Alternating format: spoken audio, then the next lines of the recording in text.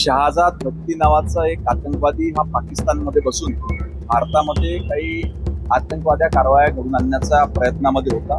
त्याचा हा डाव हाणून पाडण्याकरता जी माहिती, गुप्त माहिती ATSला त्या ठिकाणी प्राप्त झाली होती, तर संपूर्ण राज्यामध्ये जवळजवळ 157 ठिकाणी त्या ठिकाणी त्याच्याशी संबंधित असलेल्या लोकांना पकडण्याकरता छापे टाकण्यात आलेले आहेत. अजून काही गुप्त माहिती ATSकडे आली. जवळजवळ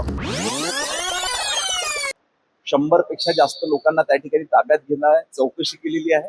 अजून काही ठिकाणी त्या ठिकाणी कार्यवाही अपेक्षित आहे. अशा पद्धतीची माहिती त्या ठिकाणी ATSला प्राप्त झाली होती की समाजामधले काही विध्वंसक लोक यांना त्या ठिकाणी हेरणं आणि त्या ठिकाणी त्यांना शस्त्र उपलब्ध करून देण्याकरिता ऑनलाईन पैसे पाठवणं, पैसे देणं, पैसे उपलब्ध करून देणं आणि त्या माध्यमातून काही कार्यवाया घडून आणणं असा प्रयत्न त्या ठिकाणी ह्या आतंकवाद्याचा होता.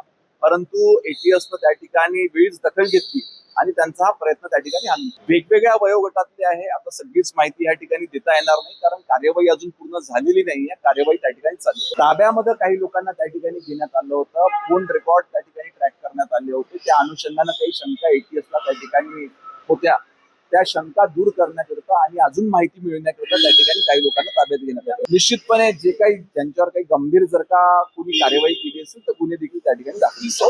अटक आहे का ज्याला वर्धेतून ताब्यात घेतलं होतं त्याच्याकडे अटक करण्याला एक नोटीस दाखवली. आता केवळ ताब्यात घेतलेलं आहे, त्याची चौकशी अजून त्या ठिकाणी चालू आहे. महाराष्ट्रातल्या जनतेला आतंकवादी हल्ल्यांपासून सुरक्षित ठेवण्याकरिता ATS सदैव त्या ठिकाणी कार्यरत असते.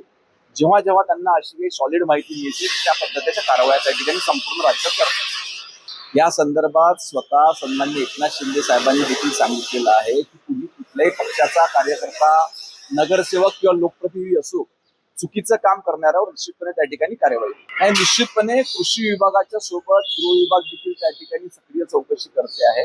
याच्यामध्ये जे कोणी दोषी आढळतील त्यांच्यावर गुन्हे दाखल झाले. या संदर्भात याच्या आधी देखील कृषी मंत्र्यांनी स्वतः बैठका घेऊन याच्यामध्ये कठोरातली कठोर कायदा करण्याचा निर्णय त्या ठिकाणी सरकारने घेतला. नाही, आता राज्याचे मुख्यमंत्री देवेंद्र फडणवीस हे असं नेतृत्व आहे की सर्वांना हवं असं वाटत असतं.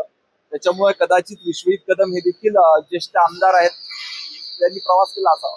शेवटी शरद पवार साहेब हे या देशाचे, राज्याचे मोठे नेते आहेत. त्यांनी देखील अतिशय चांगले निर्णय ह्या राज्याकरिता घेतलेले आहेत. त्याच्यावर माझ्यासारख्या छोट्या कार्यकर्त्यांना प्रतिक्रिया दिली नाही. शेवटी राज्यामध्ये लाडकी बहीण योजना ह्या राज्यातल्या महिलांना सक्षमीकरणाकडे नेण्याकरिता केलेली आहे. निश्चितपणे त्याचा मोठ्या प्रमाणावर फायदा राज्यातल्या लाडक्या बहिणींना होतोय. नाही, या संदर्भात वेगवेगळ्या ठिकाणी काही लोकप्रतिनिधीच्या अजून जे चुकीचे कार्य होतात त्यांच्यावर कार्यवाही करण्याचे निर्देश त्या ठिकाणी माननीय मुख्यमंत्री महोदयांनी दिलेले आहेत. देशातल्या प्रत्येक कुटुंबाला त्या ठिकाणी पिण्याचं चांगलं पाणी मिळालं पाहिजे याच्याकरिता ऐतिहासिक योजना देशाचे प्रधानमंत्री सन्मान्य नरेंद्रजी मोदी यांनी संपूर्ण देशभरामध्ये जलजीवन योजना आणली. या माध्यमातून मोठ्या प्रमाणावर आपल्या राज्यामध्ये देखील त्या ठिकाणी कामं देण्यात आलेले होते.